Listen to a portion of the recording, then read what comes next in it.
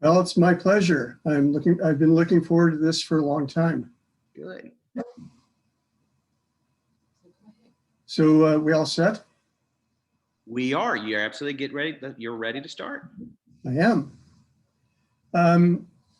As you can see from the slide, my name is Jim Whiting, and I'm a children's nonfiction author.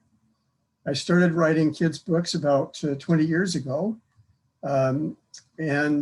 Since then, as Jason mentioned, I've written more than 300.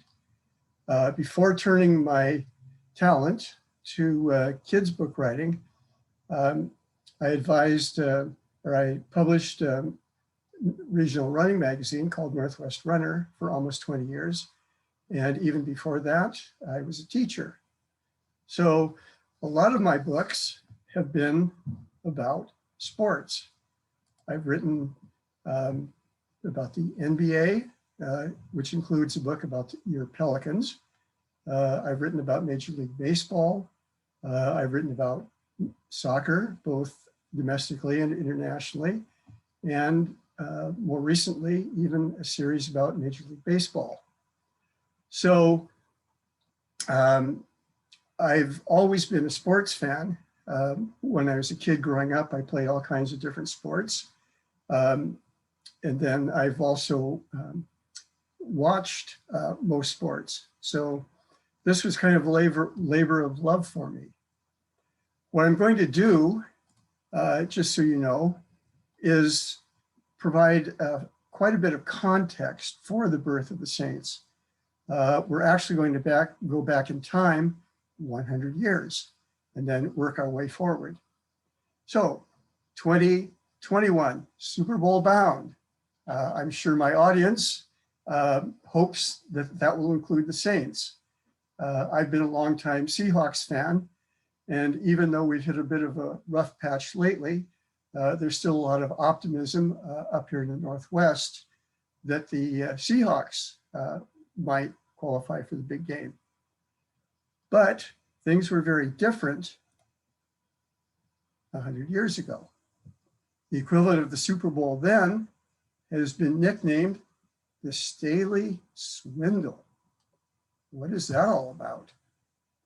Well, it involves two teams, the Buffalo All-Americans with a record of 9-0-2, and Chicago Staleys, who later became the Chicago Bears.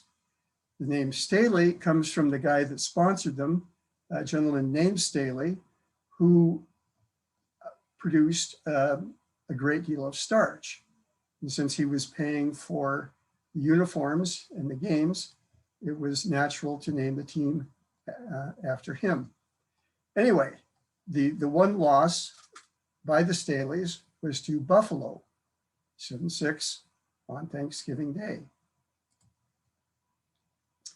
After winning a game against Green Bay, the owner of the team, George Halas, who was also a player, challenges Buffalo to a rematch. Sure, says owner Frank McNeil, but it's only an exhibition. We won the regular season championship. So Buffalo plays Akron on December 3rd. Then they take an all-night train to Chicago. The Staleys win the next day, 10-7 on a late field goal. So Buffalo is now 9-1-2, Chicago 8-1. Halas sees an opportunity. He quickly, sorry about that. He quickly schedules two games. If you can bear with me for a moment, this is the first time I've actually done this. So, I'm sorry. I need your help.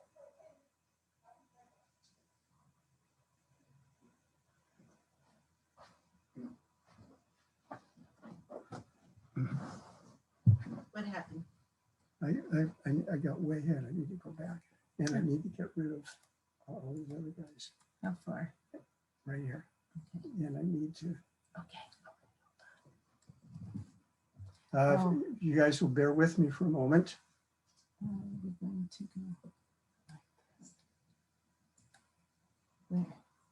Okay. Can you read?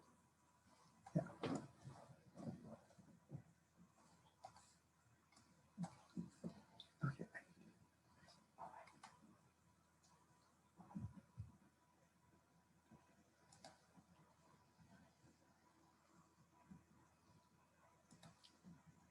Where's back? Why? No. Where? Okay.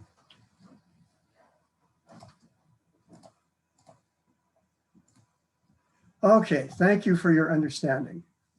Everybody still there? Yep, we're here. Okay, good. Okay, so Hallis schedules 2 more games. The Staleys win one and they tie the other.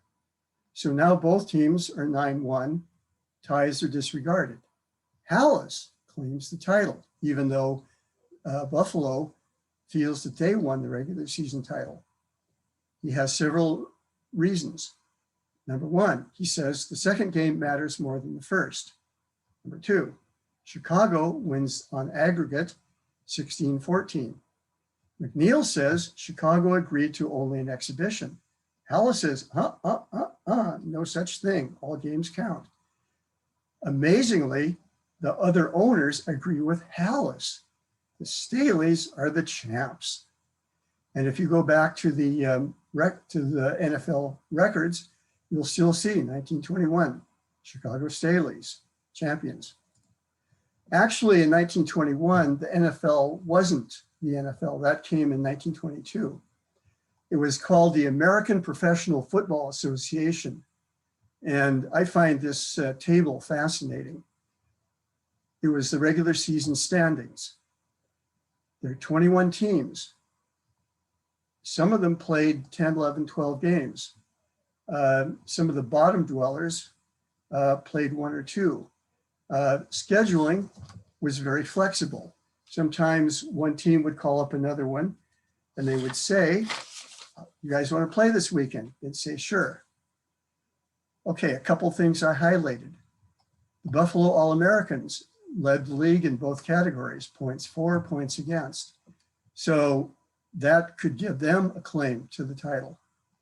A couple of these, the teams in blue, the Cincinnati Celts, 14 points for, 117 against.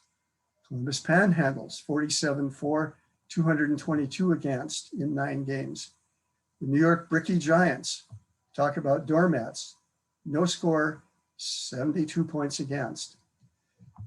I highlighted the Green Bay Packers and the Tonawanda Cardex because they were both relatively small towns.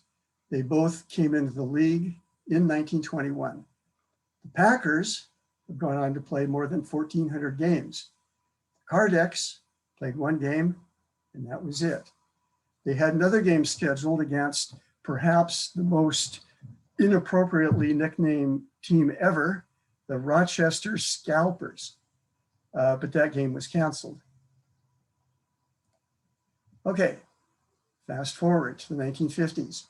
Commissioner Bert Bell had put the NFL on solid footing. 2 things in particular. He instituted the college draft and structured it so that the bottom dwelling teams would pick first. That would give them a better chance of getting better talent and moving up in the standings. He also orchestrated a merger with the All-American Football Conference.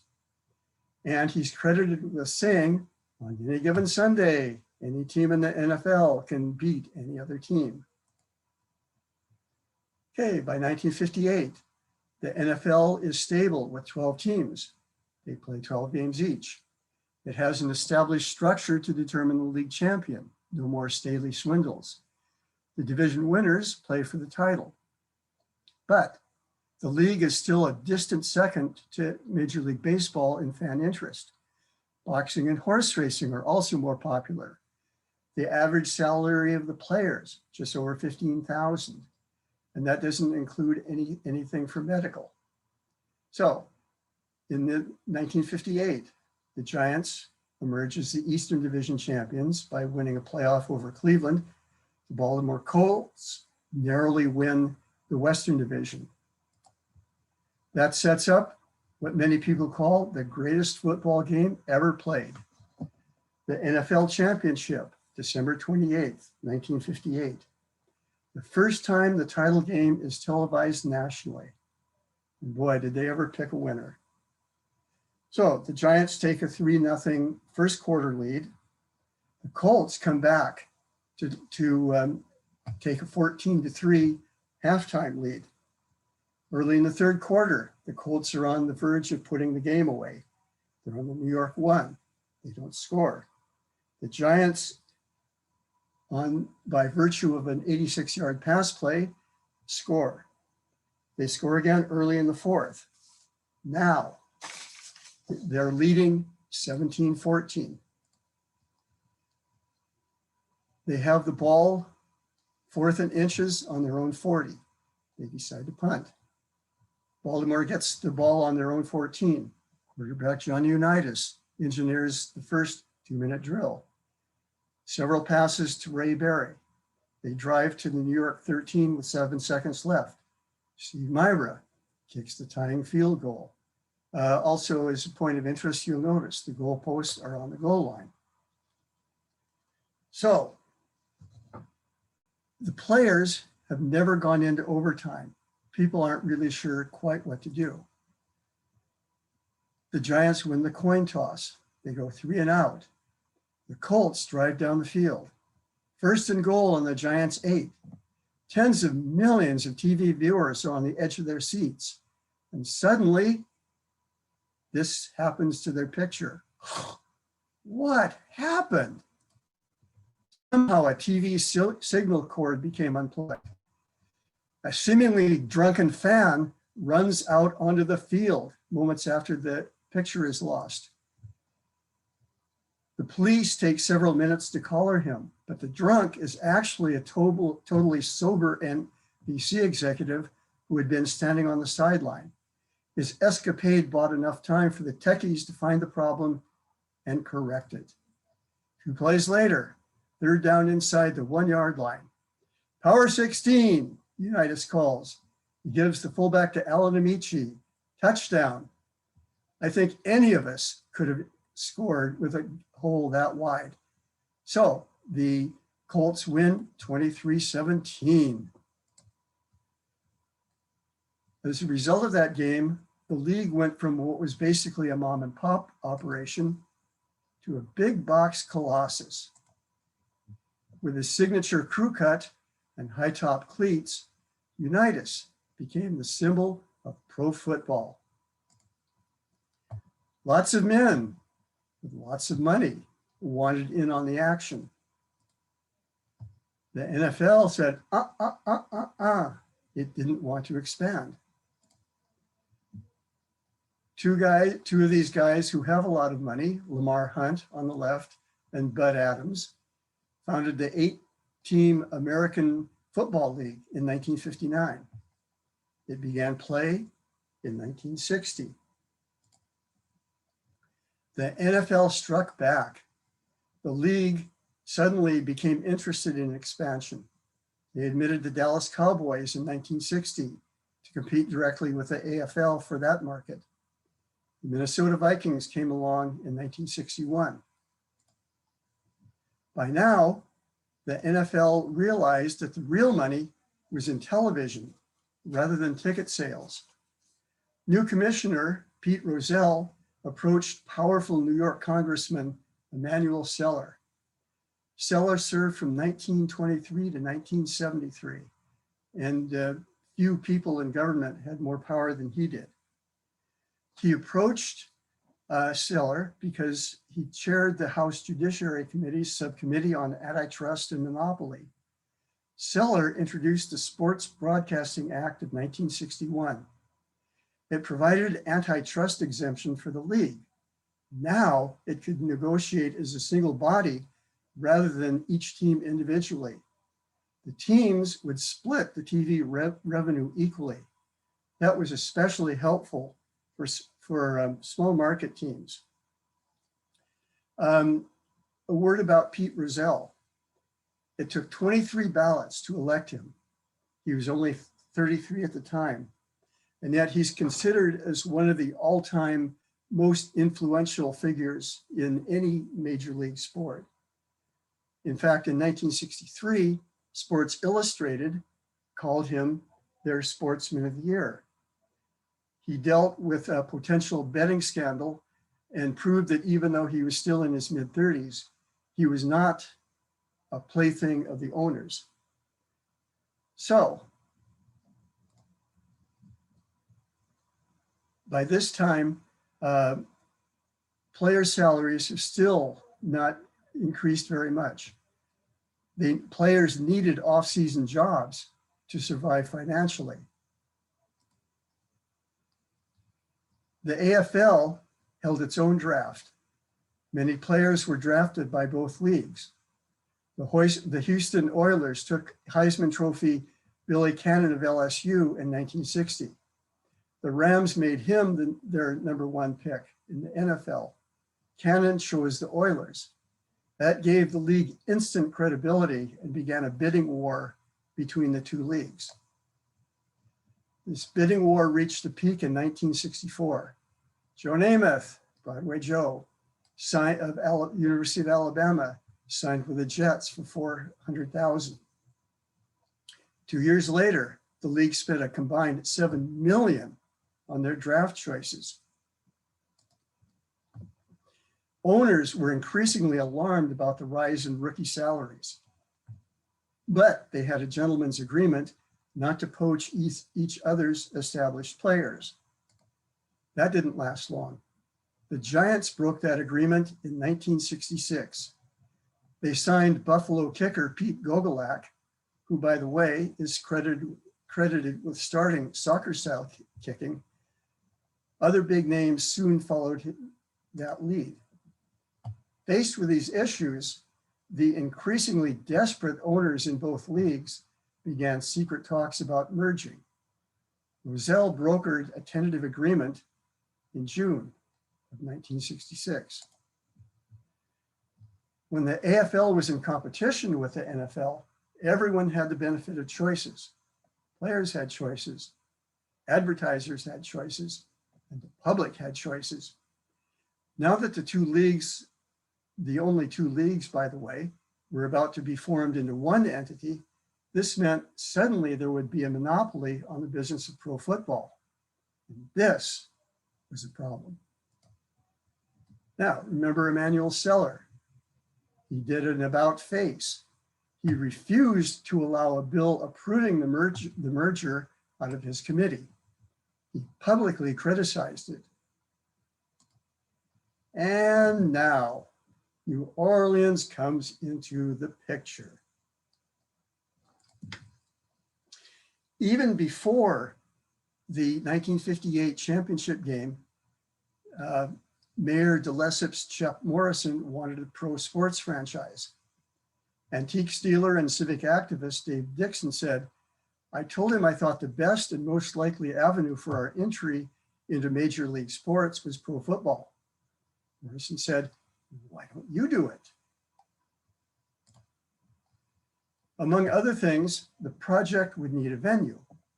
Dixon envisioned a domed stadium, but that was far in the future. More immediately, he thought of Tulane Stadium, but the university had a policy of no Sunday football. The approval would finally come in 1963. Now, one reason why Dixon was so excited about pro football was that he had actually gone to Tulane. During the 1940s, Tulane was a power in college football. But in 1949, the university decided to de-emphasize football. In Dixon's mind, and the minds of a lot of other people, that created a void in spectator entrance. So Dixon wanted to move ahead with getting pro football into New Orleans. He formed a committee to bring exhibition games to New Orleans. The first one was in 1960. Packers and Steelers drew 16,500. That was a good crowd for an exhibition game. This is a picture of that first exhibition game. Successive games drew far vaster crowds. A doubleheader at Tulane in 1963 drew more than 51,000 fans despite a pouring rain. The box office gate was the highest ever for an exhibition. The following year, Green Bay came back to play St. Louis. More than 75,000 turned out. Vince Lombardi was impressed and threw his support behind the city.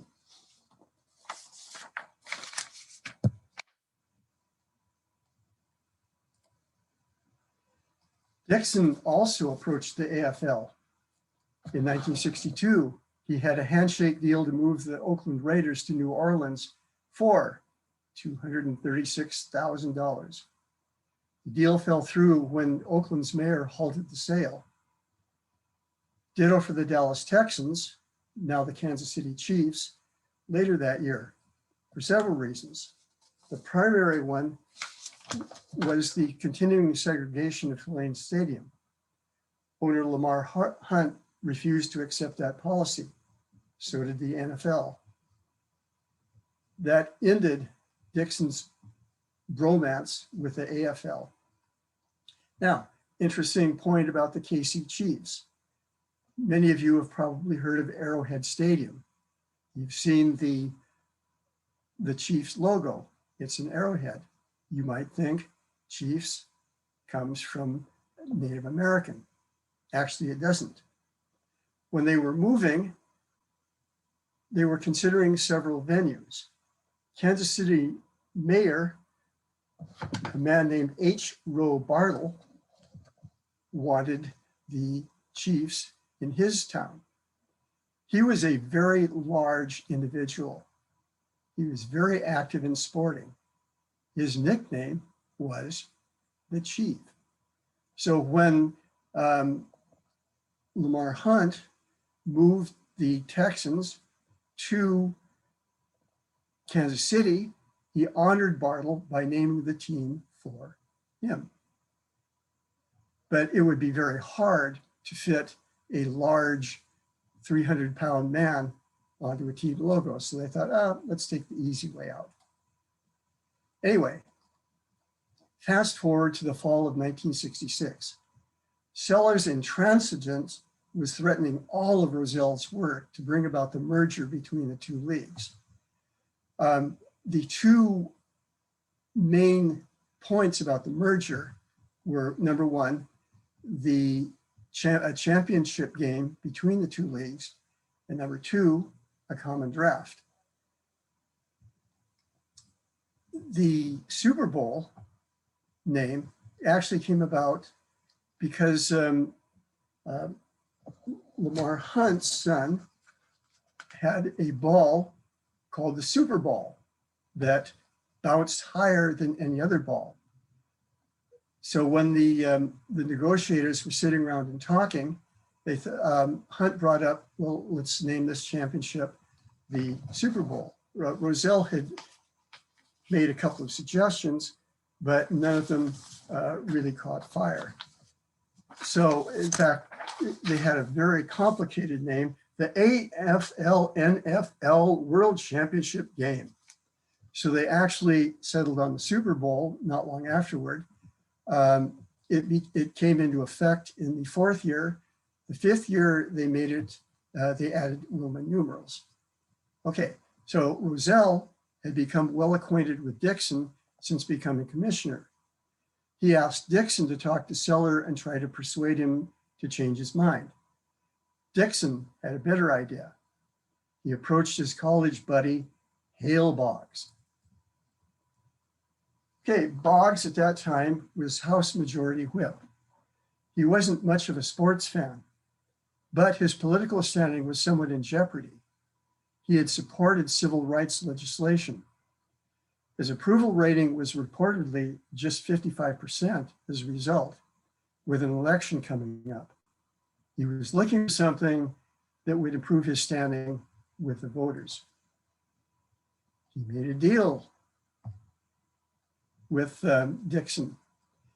If Boggs pushed the merger through Congress, New Orleans would get a franchise. Boggs did an end run. He attached the merger bill to a larger budget bill that was a slam dunk. Seller would have nothing to say about it. There was one tiny snag. On the eve of the vote, Rozelle approached Boggs. "I don't know how I can ever thank you enough for doing this." Boggs said, "You don't know? It's simple. We get a franchise and start play next fall." "Okay, I'll do my best to persuade the owners," Rozelle said. Boggs started to walk away. "Well, Pete, we don't have to have this vote right away." Rozelle grabbed him. "The deal will go through. I'll speak for the owners." He was as good as his word. So was Boggs. The bill passed on October 21st. The Saints were about to go marching in. Dixon wanted to make sure that the church was on board with the nickname. He approached Archbishop Philip Hannon. Hannon said, "Sure, yeah, I'm fine with it. The team is going to need all the help it can get. And by the way, from the viewpoint of the church, most of the saints were martyrs." Even though the agreement had been made in late October, Dixon wanted to wait until November 1st, a few days later, for the official announcement. That is All Saints Day. Here's Rozelle making the announcement with Boggs right behind him on the left, looking on. The newspapers loved it. It set off an immediate civic love affair with the team. "You couldn't pay for a meal if you tried," said offensive guard Ray Rissmiller. The equity that he had just for being Saints was amazing. It was just a different time, a different era. Everybody was on board, win, lose, or draw. The announcement had another effect. The following week, the Louisiana legislature approved funding for what would become the Superdome. Oilman John Meekum Jr. on the left led the ownership group, even though he was 26. His dad had a great deal of money, and Junior tapped into that. He paid $8.5 million for the franchise. 20 years later, he sold his interest, $64 million.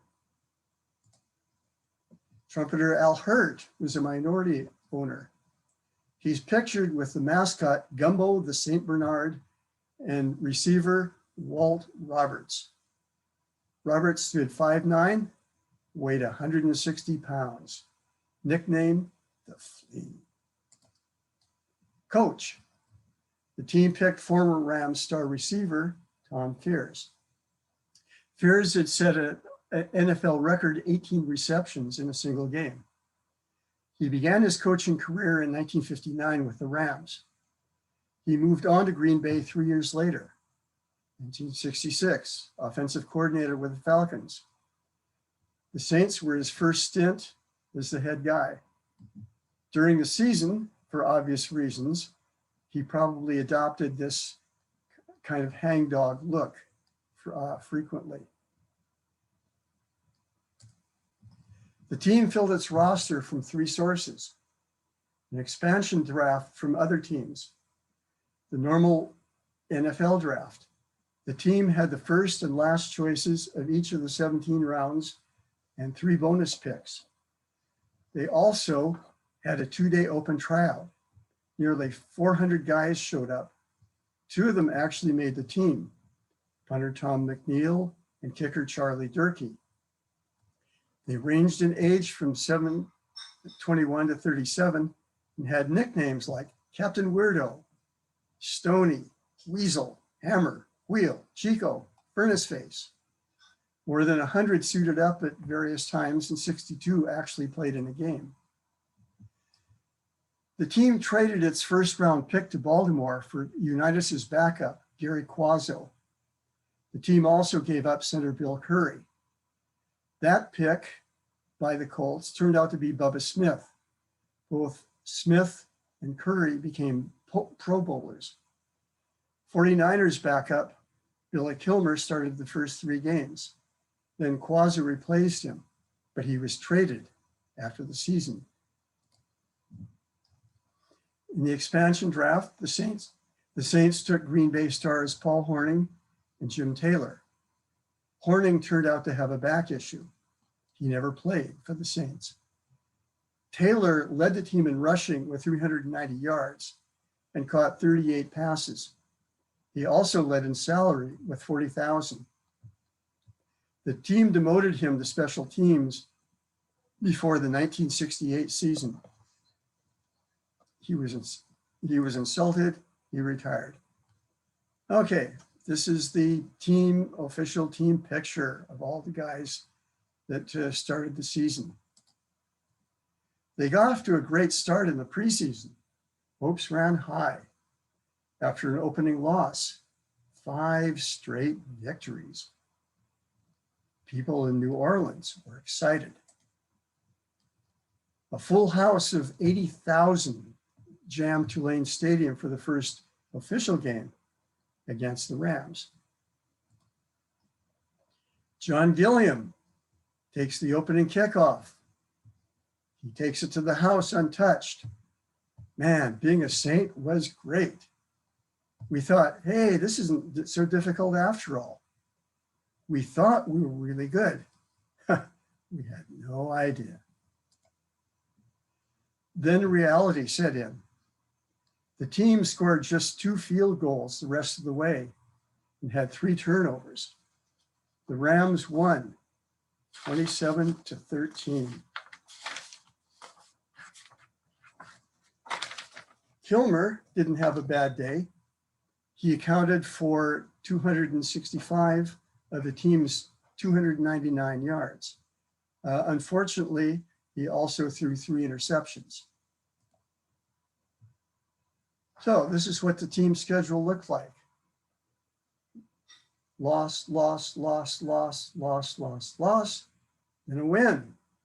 2 losses, another win, 2 losses, and they concluded the season on a high note with a win over Washington. In the following week against the Redskins, the Saints took a second quarter 10-6 lead, but Washington stormed back to win 30-10. Kilmer was benched briefly. Quazza came in, but he didn't do much better either. Against the Browns, they were tied 7-7 late in the second quarter. At that point, a 41-yard Cleveland scoring run opened the floodgates. The Browns won 42-7. Kilmer, again, 3 picks, 21.7 passer rating. Quazza replaced him and remained the starter for most of the rest of the season.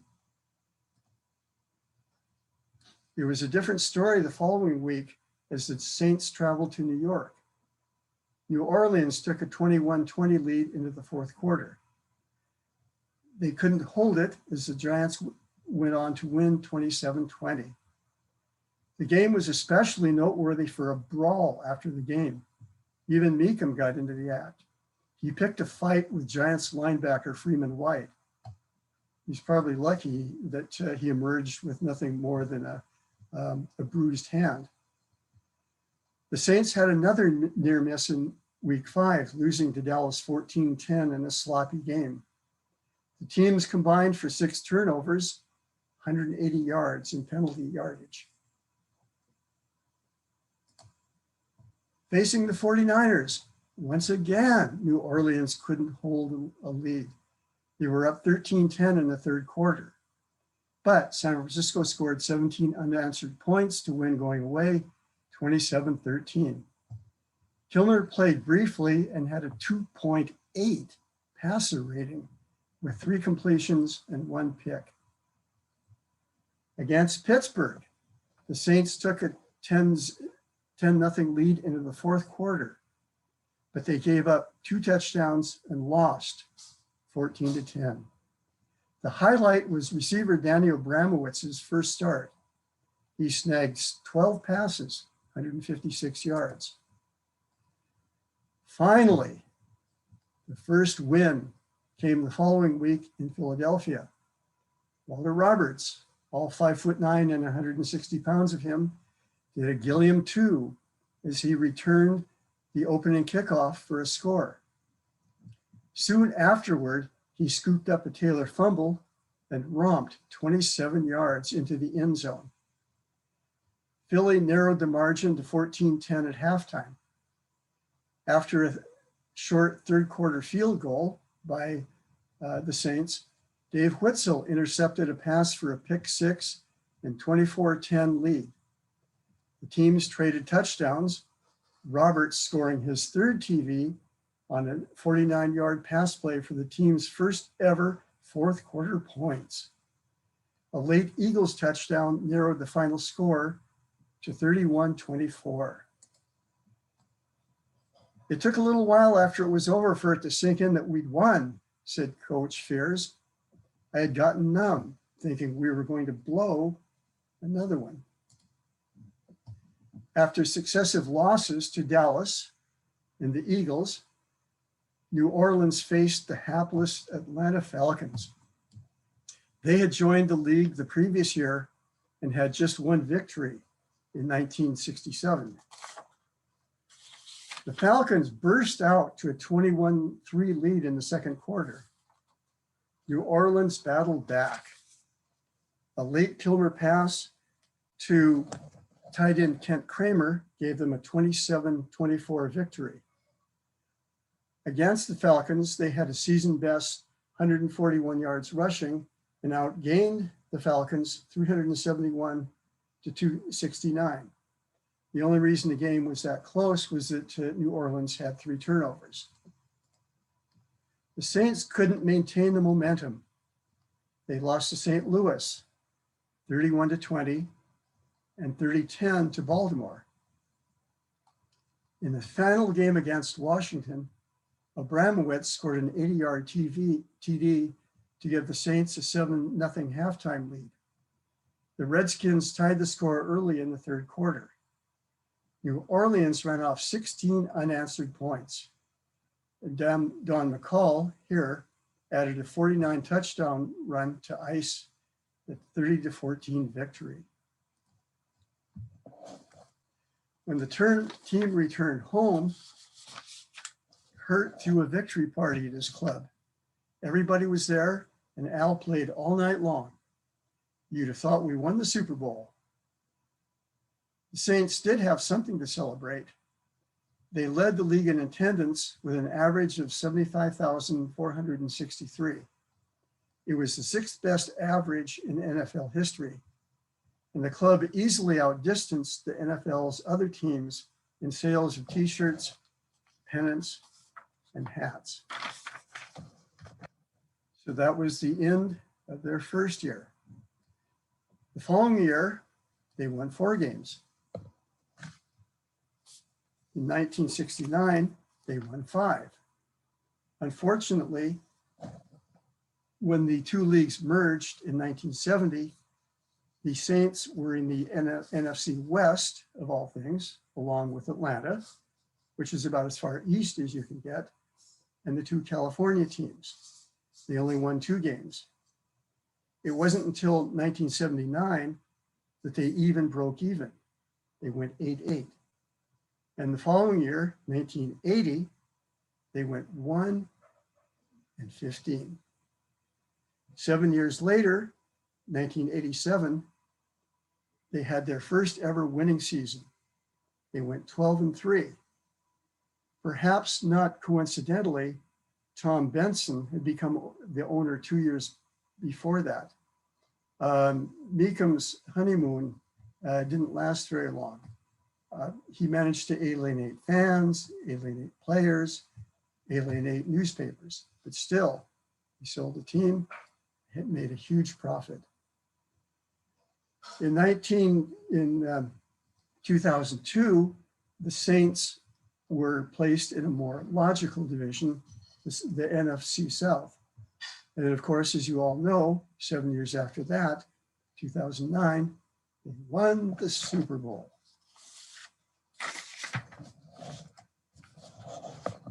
These are the standings after the first season.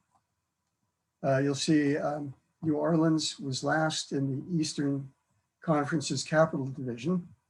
Only Atlanta scored fewer points than the 233, and only 2 teams allowed more points than 379.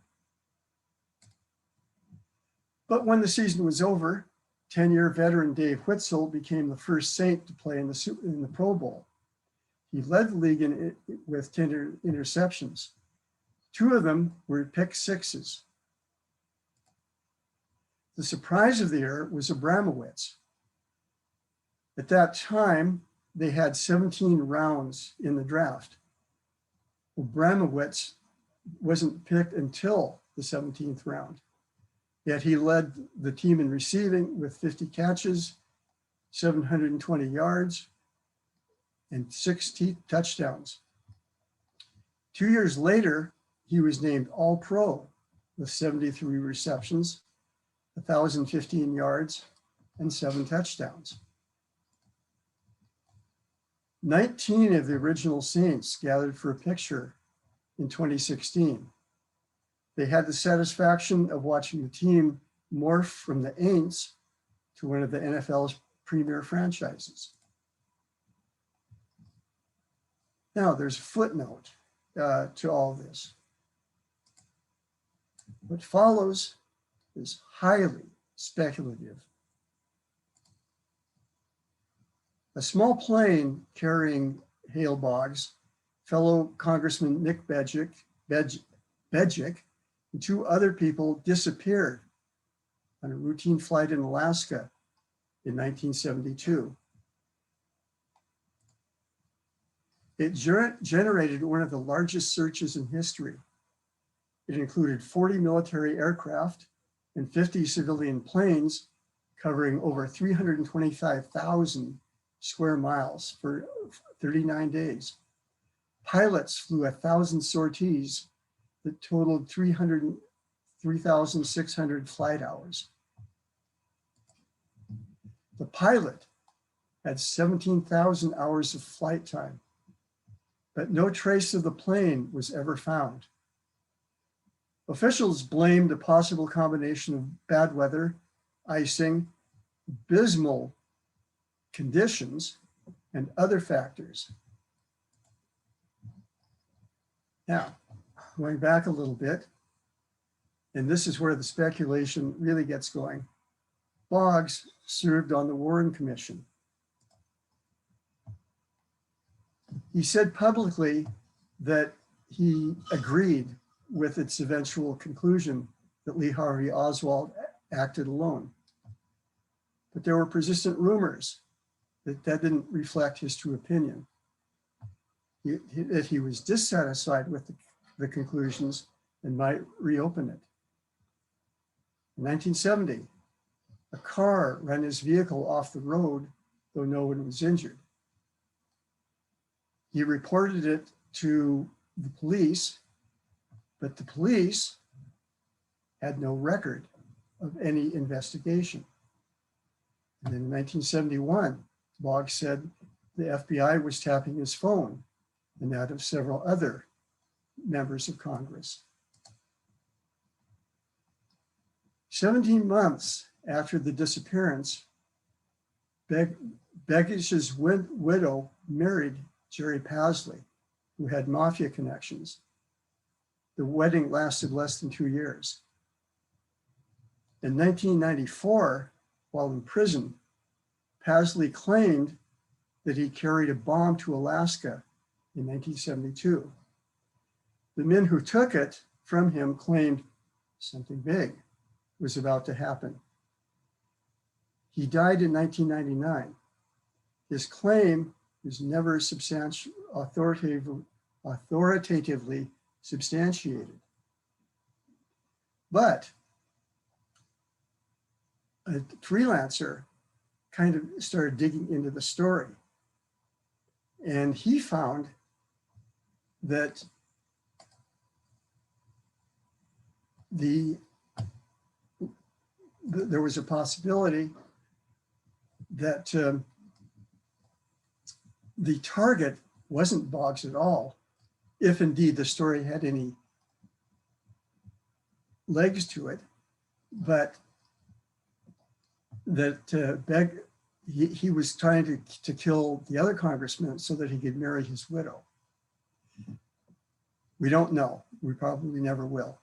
But it is a grim irony that a man who investigated one conspiracy theory would become the subject of another. But there is no conspiracy about the New Orleans Saints. After a long, rocky start, they have been consistently ranked among the best teams in the NFL. Only one of the worst calls in NFL history, which you see here, kept them out of Super Bowl 52. Fans hope they will return to the big game at the end of this season. And that concludes my presentation. Fantastic. We're going to be going into some more of those kind of deeper questions about what happens at the end of the 60s with Dr. Long coming up in a few minutes. But does anybody have any questions related to that the Saints founding and maybe even someone might say was there in that 67 games? 67 games. I will say this, that Bruce Spicer wrote to me. He said, he wrote, regarding the Saints' victory over the Washington in the first season, the Washington Post, in describing the play of the Redskins, said the British must have looked better losing the Battle of New Orleans. That's funny. Alan Raphael says the late Bill Curl of the Superdome claims that Chris Owens also had a role in securing the franchise because sell to her club per her table and sat in his lap. So another little story to go on there. Does anybody have any questions?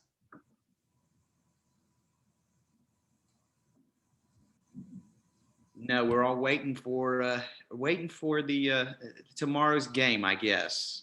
So Jim, I appreciate very much for your talk today, and really fascinating to kind of oh, I know there was one other question I did. When you said that the Oakland Raiders were possibly moving to New Orleans, was Al Davis the owner of the team at the time? He was. I'm not sure of all the details, but it did come fairly close to fruition. But then the Oakland mayor got behind the city, and they raised enough money to keep the team in town. It's been interesting to have Al Davis in New Orleans running around clubs and stuff like that. So yeah, really. All right, good. So we have one more talk, and we're right about 3.